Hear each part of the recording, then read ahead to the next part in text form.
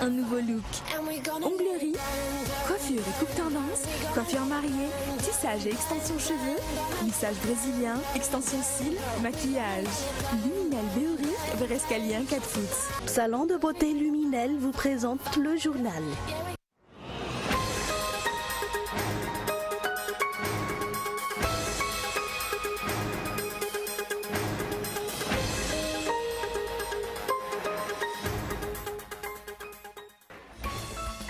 La Laura Waldman est la première femme maire de la capitale avec 55,87% des voix. Elle caracole en tête des élections municipales à Antananarivo, disposant ainsi de 31 conseillers municipaux. Le tribunal administratif à Anús a sorti ce jour les résultats officiels des élections pour la province d'Antananarivo. Le taux de réussite au baccalauréat en baisse, des délibérations se sont tenues à un 4 ce matin et les résultats sortiront demain.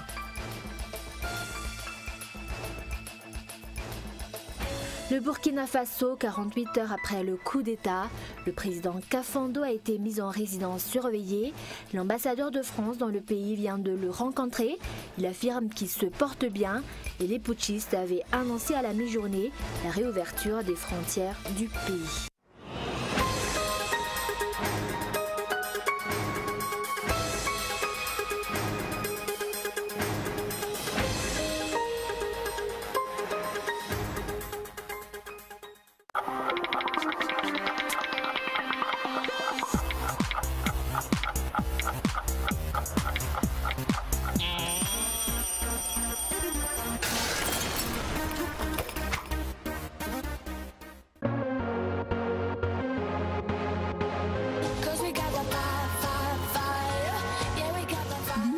Un nouveau look. Onglerie, coiffure et coupe tendance, coiffure mariée, tissage et extension cheveux, lissage brésilien, extension cils, maquillage. Luminel Béoric, vers escalier 4 foot. 034 01 816 59 033 11 859 98. Luminel, osez être la plus belle.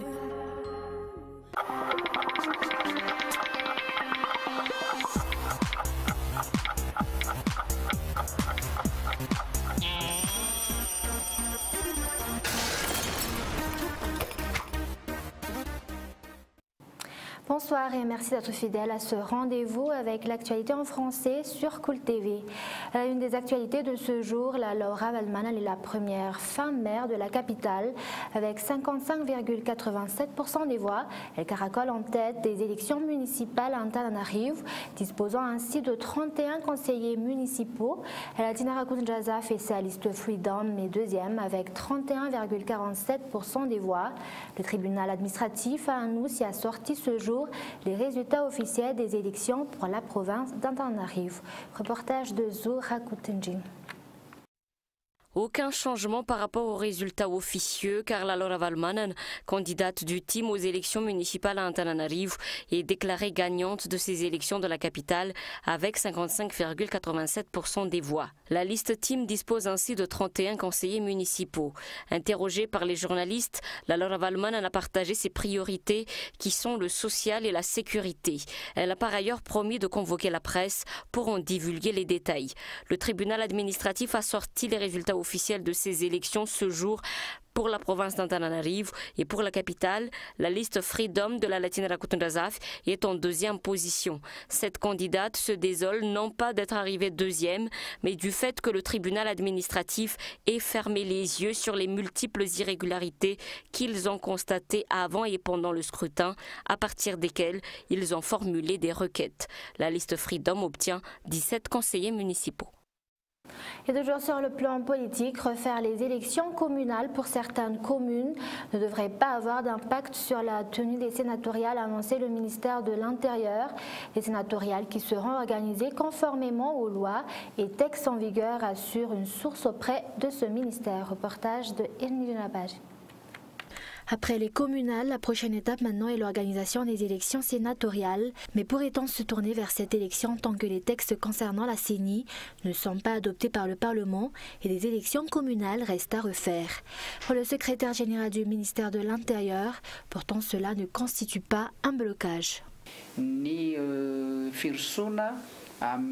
Les conseillers et les maires procèdent à l'élection des membres du Sénat. L'absence d'élus dans certaines communes n'empêchera pas la tenue de cette élection. Une fois les élections communales achevées, les interrogations se posent concernant les budgets qui seront alloués aux nouvelles communes, qui sont au nombre de 144, des budgets qui ne sont pas encore inclus dans la loi de finances. Dans un premier temps, ces communes bénéficieront d'un appui de l'État, mais chaque commune doit également disposer d'une autonomie budgétaire, souligne ce responsable auprès du ministère de l'Intérieur. Par ailleurs, les textes régissant la CNI sont toujours en suspens et les membres du gouvernement seraient partagés sur son contenu, notamment en ce qui concerne l'intégration des politiciens en tant que membres permanents. Outre les textes sur la CNI, les députés attendent également le passage de la loi de finances rectificative à l'Assemblée. Mais d'après le Premier ministre Jean Avenarive, l'élaboration de ce document n'est pas encore achevée et c'est pour cela que la convocation d'une session extraordinaire n'a pas encore eu lieu. Et actualité économique, ce ne sera pas dans les 20 prochaines années que le délestage sera résolu. Une augmentation jusqu'à 160% du tarif de l'électricité est à craindre si aucune solution n'est trouvée concernant les problèmes de la JIRAMA, a fait savoir aujourd'hui le syndicat des employés de cette compagnie nationale d'eau et d'électricité. Ainsi, ils ont fait appel à la solidarité des abonnés et de leurs collègues, étant donné que le conseil d'arbitrage s'est déclaré incompétent de statuer. Reportage de Lily Rabiat. Les revendications des employés de la JIRAMA demeurent jusqu'à aujourd'hui sans suite. Ils attendaient beaucoup du conseil d'arbitrage, mais ce dernier s'est déclaré incompétent pour statuer sur le différend opposant ses employés à leur hiérarchie. Lorsqu'il y a des revendications, il devrait y avoir une médiation et un arbitrage. Ce n'est qu'après l'effectivité de l'arbitrage qu'une reprise du travail peut être envisagée, mais jusqu'à maintenant, il n'y a pas eu d'arbitrage sur les 4 points litigieux. Et aujourd'hui, l'État déclare incompétent le tribunal qui est censé régler le problème. Donc on se demande vers qui les Malgaches vont-ils se tourner si le tribunal malgache n'est pas capable de trancher sur les problèmes des Malgaches. En attendant une issue à ce litige, les délestages Antananarivo s'aggravent, des délestages qui se produisent 5 jours sur 7 et qui durent entre 5 à 7 heures. Ces coupures prolongées ne sont pas sans conséquences sur les activités, comme celle des cybercafés ou des poissonneries qui dépendent entièrement de l'électricité. Pour y pallier, certains préfèrent utiliser des groupes électrogènes, mais cela fait gonfler les dépenses. Nous avons dû recourir à un prêt qui équivaut à un bénéfice de 2 années pour pouvoir acheter un groupe électrogène.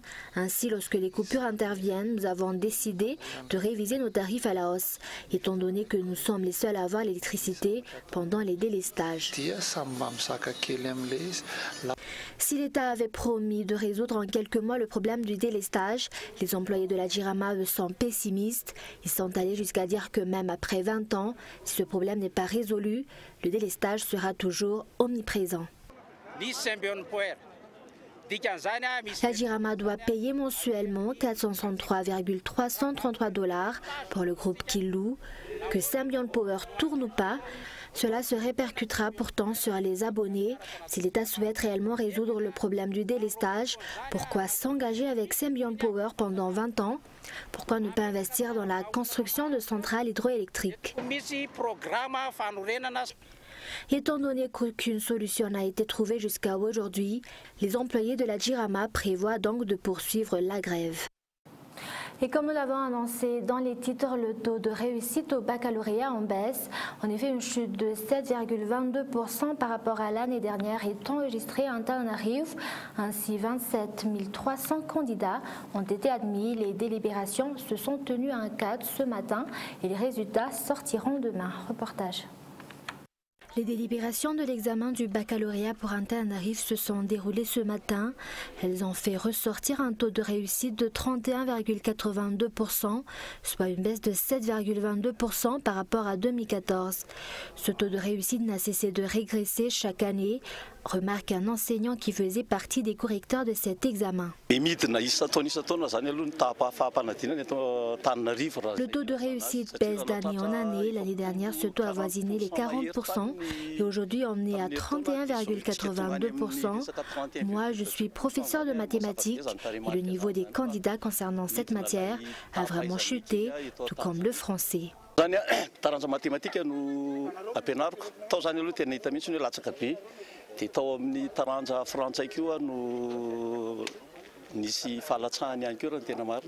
Ainsi, les épreuves de mathématiques et de français ont fait obstacle à la majorité des candidats cette année, mais le directeur de l'Office du baccalauréat remet en cause la formation dispensée à Antananarivo, source de la baisse des résultats chaque année.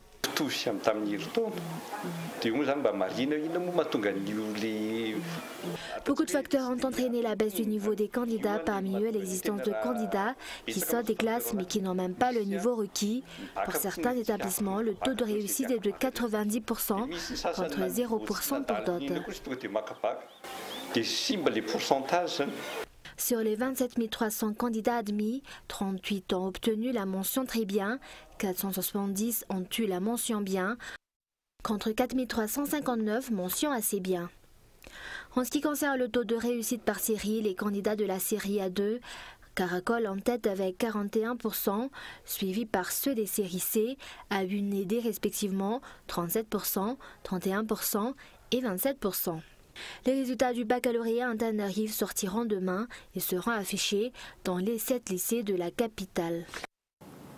Et sur le plan social, les dons offerts gratuitement n'ont généralement pas d'importance pour ceux qui les reçoivent. Voilà pourquoi l'association Viva Malagasy Miaramieng a préféré ne pas distribuer gratuitement les fournitures scolaires et les semences, mais plutôt les vendre à des prix très réduits. Aujourd'hui, les membres de cette association, présidée par Tate Lianjiananarve, lui étaient en Kadnajin pour satisfaire les attentes des paysans et également des parents à l'approche de la rentrée scolaire. Leur stand a attiré beaucoup de monde, parents et enfants se sont bousculés pour acheter les matériels scolaires nécessaires pour la rentrée et les semences vendues à moitié prix. Les habitants de cette commune située à 32 km de la capitale se sont donc réjouis de cette initiative de Viva Malagasy Miaramieng qui prévoit déjà de se rendre à Maïns demain pour poursuivre cette action sociale. Actualité internationale, Burkina Faso, 48 heures après le coup d'État, le président Kafando a été mis en résidence surveillée. L'ambassadeur de France dans le pays vient de le rencontrer. Il affirme qu'il se porte bien. Les putschistes de leur côté avaient annoncé à la mi-journée la réouverture des frontières du pays. Reportage de France 24. À Ouagadougou, la nuit a été calme. Le couvre-feu instauré la veille a globalement bien été respecté dans la capitale. Mais parmi la population, c'est la confusion qui règne. Après son coup d'État de la veille, la junte a annoncé à la télévision la libération de Michel Kafando et de 2 de ses ministres, retenus depuis mercredi. En signe d'apaisement et d'intérêt général, le CND a pris les mesures suivantes. La libération des ministres, la libération de M. Michel Kafando, ancien président de la transition. Chérif Sy, le président du Conseil national de transition que nous avons pu joindre par téléphone, lui, tempère cette déclaration.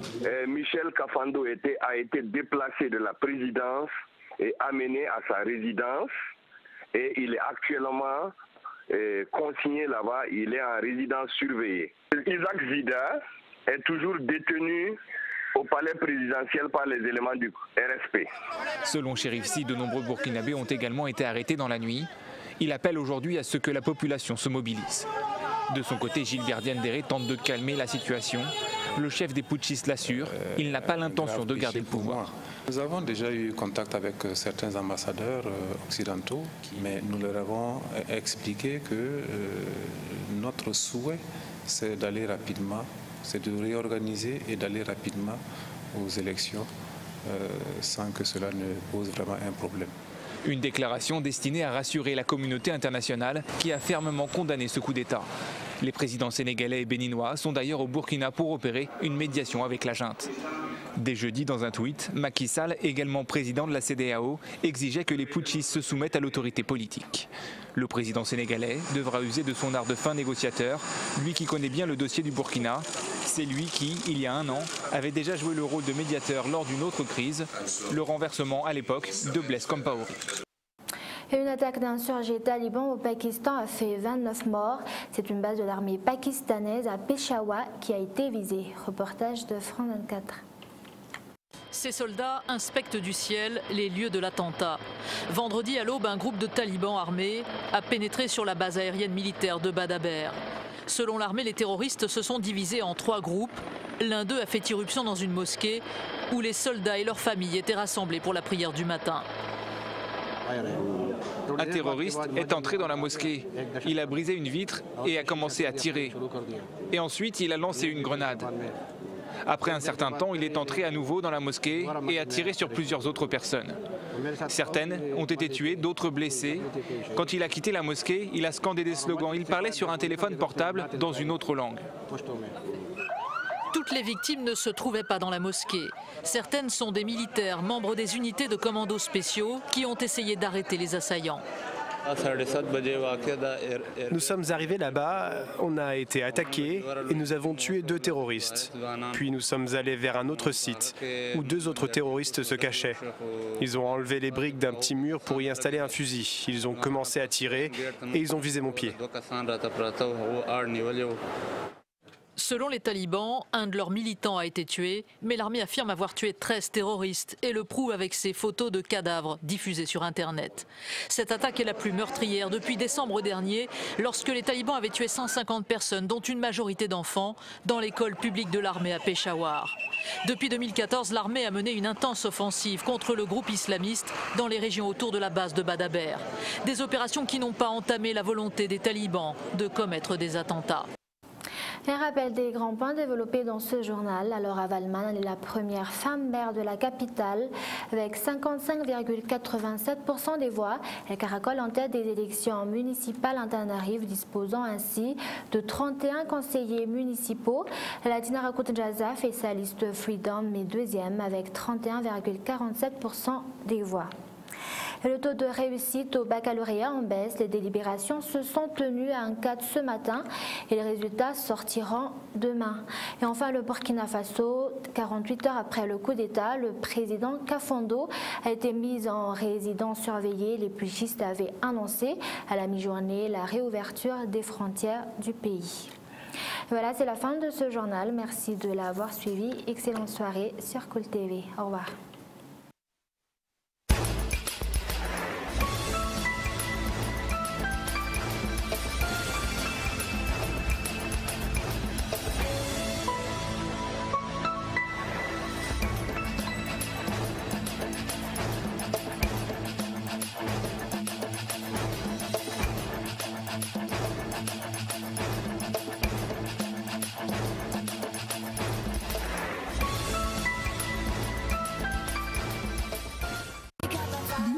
Un nouveau look. Onglerie, coiffure et coupe tendance, coiffure mariée, tissage et extension cheveux, lissage brésilien, extension cils, maquillage. Luminel Béori, Verescalien 4 foot. Le journal vous a été présenté par Salon de beauté Luminel.